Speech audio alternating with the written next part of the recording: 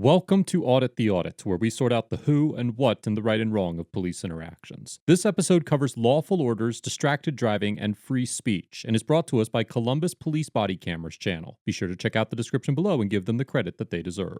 Before we dive into the interaction, I would like to invite you all to check out the ATA Patreon page, where you can find ad-free, uncensored, and exclusive content that you can't get anywhere else. And right now, we're offering a limited-time 1-year membership with 2 months completely free. The details surrounding this interaction are scarce. What is clear from the body cam footage is that this interaction took place at the BP gas station on West Henderson Road in Columbus, Ohio. At one point, the citizen refers to the officer on the scene as Officer Connor, but I cannot confirm with absolute certainty that this is actually the officer's name. As the officer was attempting to exit the gas station, he allegedly witnessed a driver texting as she made her way down Henderson Road.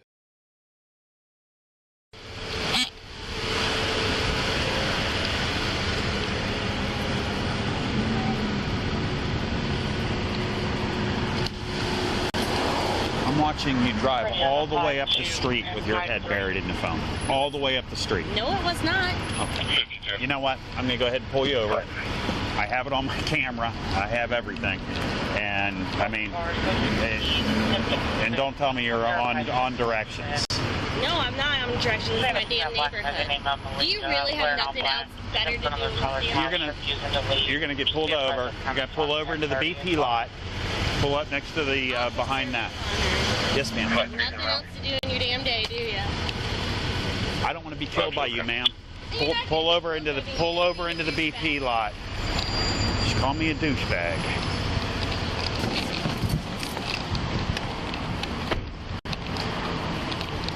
Now take your picture in case you wrangle me to the ground with police brutality. I need your license, your registration, and insurance.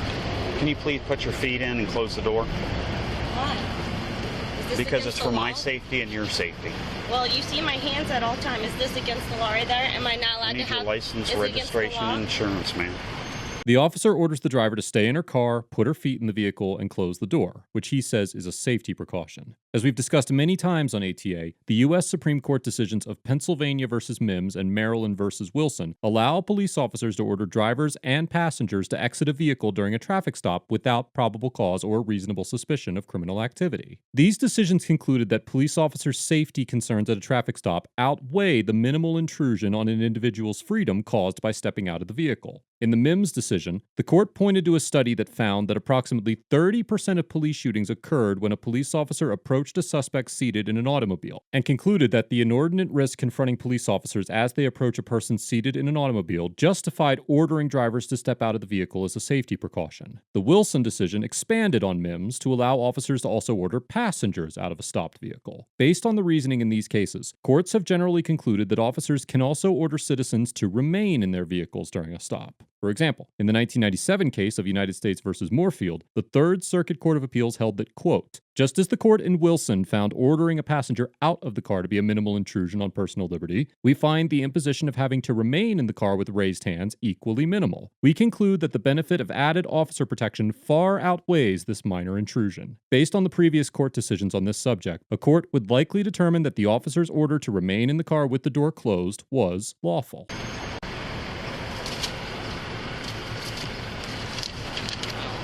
You're willing to text with your daughter in the back seat.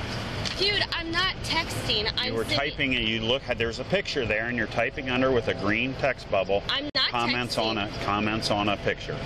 This is a little thing. Just okay, to let you know, what? you may be an Go old ahead man. And give me. So I use this little thing. Okay, I don't need your insurance. I'll pull it up, ma'am. Where I hit you this, are going to be issued a citation today. And I talk in my phone like this. That's not...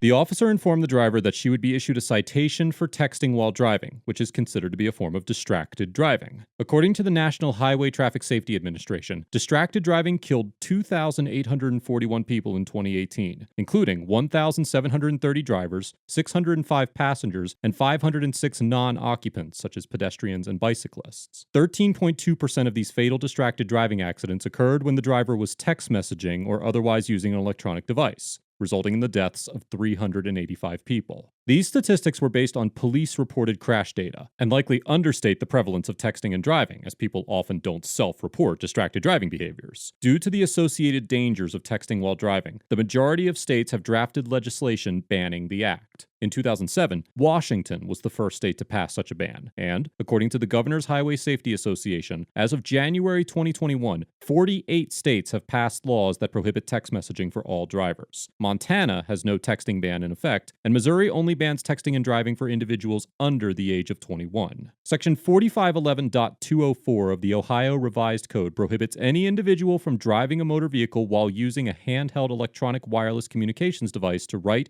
send, or read a text-based communication. However, Ohio law defines texting while driving as a secondary offense, which means that the police can't stop individuals solely for texting while driving. The statute states that an officer cannot conduct a traffic stop for the sole purpose of determining whether a texting while driving violation has been or is being committed, or for the sole purpose of issuing a ticket, citation, or summons for a violation of that nature. However, this restriction may change in the near future. On February 18, 2020, Senate Bill 285 was introduced in the Ohio Senate. If passed, the bill would make texting while driving a primary offense, meaning officers could initiate traffic stops based solely on texting while driving violations. As of the date of this episode, 3 hearings have been held, but the bill is still in committee in the Ohio Senate. Therefore, when this traffic stop occurred, Ohio law did not authorize the officer to stop the driver based solely on his observation of her texting while driving. That's why we don't have a way out. There's a way My here. child just had an accident.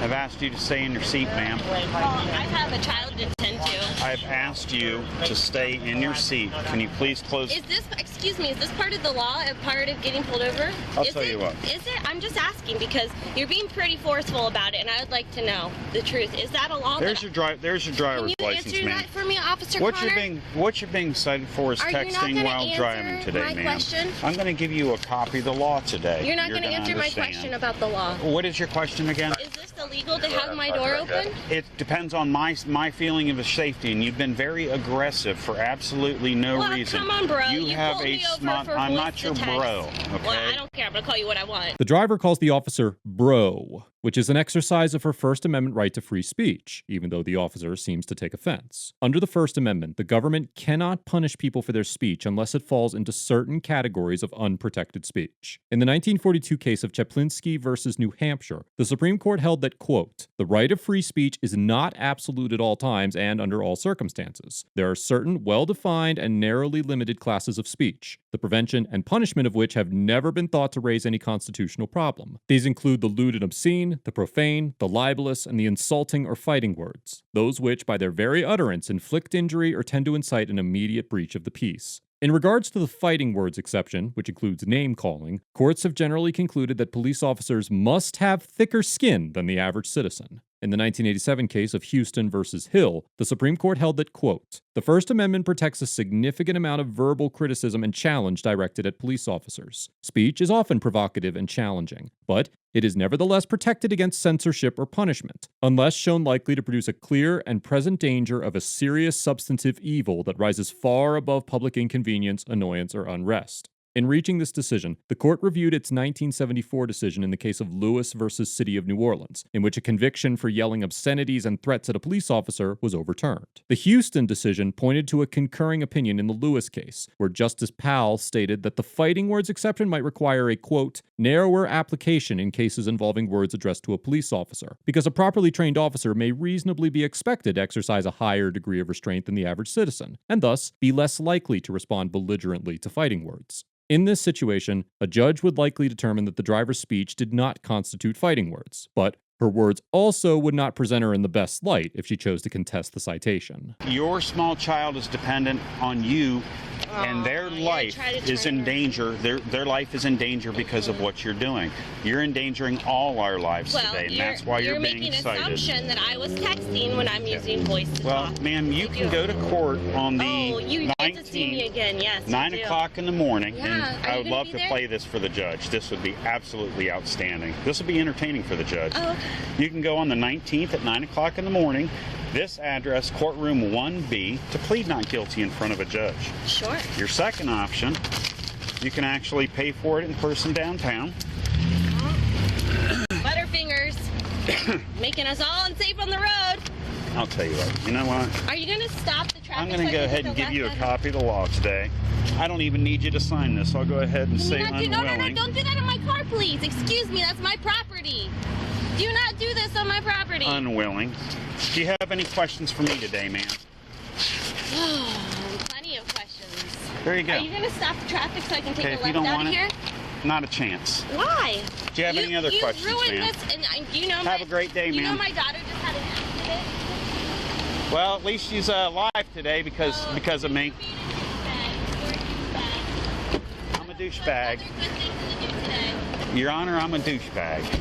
After issuing the citation and sending the driver on her way, the officer returned to his cruiser. As he began to exit the gas station parking lot, two citizens who had witnessed the interaction stopped the officer to inform him that the driver had continued to text and drive after he pulled her over into the parking lot. Due to the limited information available about this incident, it is unclear if the driver contested the citation, filed a complaint, or pursued any legal action. Overall, the Columbus PD officer gets a B+, because although it is clear he was acting in good faith, the Ohio Code prohibiting texting while driving clearly states that it may not be the sole purpose for conducting a traffic stop, and likely rendered this encounter invalid. This interaction highlights the importance of officers knowing the law in its entirety. There is no doubt that this officer was concerned for the safety of the driver, her child, and the other citizens driving nearby. And if he had waited to initiate the stop based on some other traffic infraction, then the legitimacy of his citation would be unquestionable. There is a high probability that the driver would have committed some other infraction if she was texting and driving, as the officer claimed. And the Supreme Court has ruled that stopping vehicles for traffic violations with the intent to investigate other crimes is lawful in the 1996 case of Wren versus United States. Other than the questionable lawfulness of the stop, the officer remained calm and professional throughout the interaction, despite the driver's hostile attitude. I commend the officer for keeping his emotions in check, but I also believe that he should have done his due diligence before stopping the driver. Proactive police work can serve to further the safety of a community, but it must be done according to the law. The unnamed citizen gets a C-, because although she may have been the victim of an unlawful stop, she maintained a rude and condescending demeanor throughout the encounter, failed to exercise her right to silence, and allowed her emotions to dictate the outcome of this interaction. The dangers associated with texting and driving are undeniable, and there is no doubt that the driver's conduct placed others at risk. Even texting while sitting at a red light is inherently dangerous, and there is no excuse for subjecting a child to unnecessary risk. All that said, subsection B10 of section 4511.204 provides an exception for handheld electronic wireless communications devices that are used in conjunction with a voice-operated or hands-free device feature or function of the vehicle. So, if the driver was using the speech-to-text function on her phone as she claimed, then she may have a legitimate defense against this case beyond the fact that driving while texting is a secondary charge. However, the code only provides an exception for texting while stopped if the vehicle is not in a lane of travel, and the driver was sitting in a turning lane when the officer approached. It is clear that the driver did violate the texting while driving code, but she may be able to build a legitimate defense against the charge due to a technicality in the language of the law. Be sure to give your support to Columbus Police Body Cameras channel for publishing the original video. You can find a link to their channel in the description below. Let us know if there is an interaction or legal topic you would like us to discuss in the comments below. Thank you for watching, and don't forget to check out the ATA Patreon page for more police interaction content.